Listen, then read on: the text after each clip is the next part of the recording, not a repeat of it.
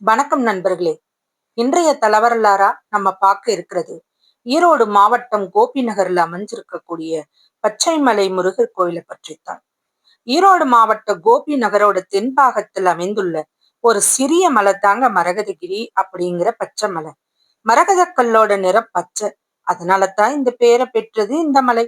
வேண்டுவோருக்கு வேண்டுபவன் தந்து அருள்வாளிக்கும் குழந்தை வடிவான இளம் குமரன் துர்வாச முனிவரால பிரதிஷ்டை செய்யப்பட்டு சக்கரம் ஸ்தாபித்ததால மலையும் தெய்வமும் சிறப்பு பெற்றுச்சான்.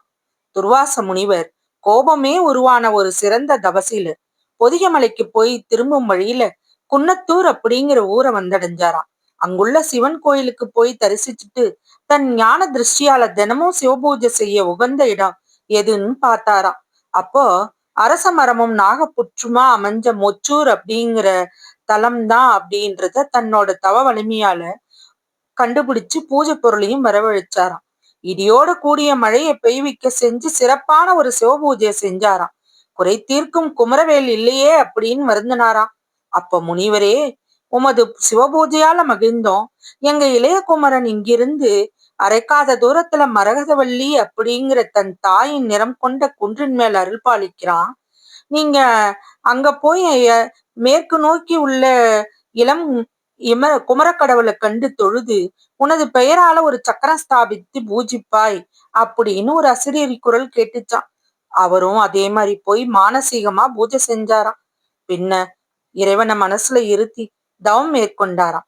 நாக வடிவுல இறைவன் முனிவர் முன் தோன்றி உமக்கு யாது வரம் வேண்டும் அப்படின்னு கேட்டாராம்.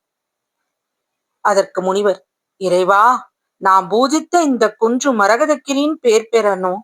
தாங்க இளம் குமரனா குழந்தை வடிவுல எழுந்தருளி அடியார்களோட குறைகளை தீர்க்கணும். நான் ஸ்தாபித்த சக்கரம் என்னைக்கும் பிரகாசமா இருக்கணும் அப்படின்னு சொல்லி வேண்டிக்கிட்டாராம்.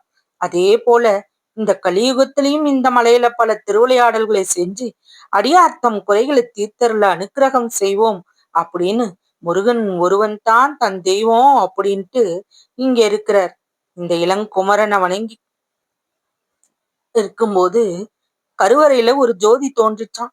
நான் பல காலம் இங்க தனிமையில வாடிக்கிட்டு இருக்கேன். எத்தனையோ வசதி படைச்சவங்க இந்த ஊர்ல இருந்தாலும் என்ன கவனிக்க ஆள் இல்லையே. என்ன கவனிக்க வேண்டியது உன் பொறுப்புன்னு இளங்குமரன் இட்ட மானசீகமாக உணர்ந்த ஆணைய ஒரு கால பூஜை படிப்படியா உயர்ந்து இன்னைக்கு 6 கால பூஜை அளவுக்கு வந்திருக்குங்க. மலை மீது செல்ல மலைப்பாதையும் 180 படிகள் கொண்ட பாதையும் இருக்கு. 40 அடி உயரமுள்ள திருச்செந்தூர் முருகனின் ஞான திருக்கோலம் தூரத்துல இருந்து பார்த்தாலும் தெரியற மாதிரி இங்க அமைஞ்சிருக்கிறது. நடைபாதை முடிவுல ரொம்ப சிறப்பு. மலை மீது 100 அடியில சுவையான நீர் ஊற்றி இருக்கு. இது ரொம்பவும் குளிர்ச்சி பொருந்திய ஒரு மலை. இங்க திருமணமாகி நீண்ட நாள் குழந்தை பேர் இல்லாம இருந்தவங்க பச்சைமலையில 7 நாள் சஷ்டி விரதம் மேற்கொண்டு குழந்தை பெற்றோர் ஏராளம். இங்க மூலஸ்தானத்துல இவர் இளங்குமரனா இருக்கிறதுனால இங்க மண்டபத்தோட ஒரு புறம் 6 முகமும் 12 திருக்கோலங்களோட வள்ளி தெய்வான சமேதரா இங்க அருள்பாலிக்கிறார். மறுபுறம் கல்யாண சுப்பிரமணியரா வள்ளி தேவியானையோட மணக்கோலத்திலையும் இருக்கிறார். இங்க பாத்தீங்கன்னா அவ்வளவு அழகா இந்த சிற்பங்கள் சிலைகள் எல்லாமே புதுப்பிக்கப்பட்டு அப்படியே ஒரு இயற்கை எழில். இந்த வீடியோவை பார்க்கும் போதே உங்களுக்கே தெரியும். அந்த வானமும் அந்த கோபுரத்தை தொட்டுக்கிட்டு போற மாதிரி அவ்வளவு கண்கவர் காட்சியா இருக்கு.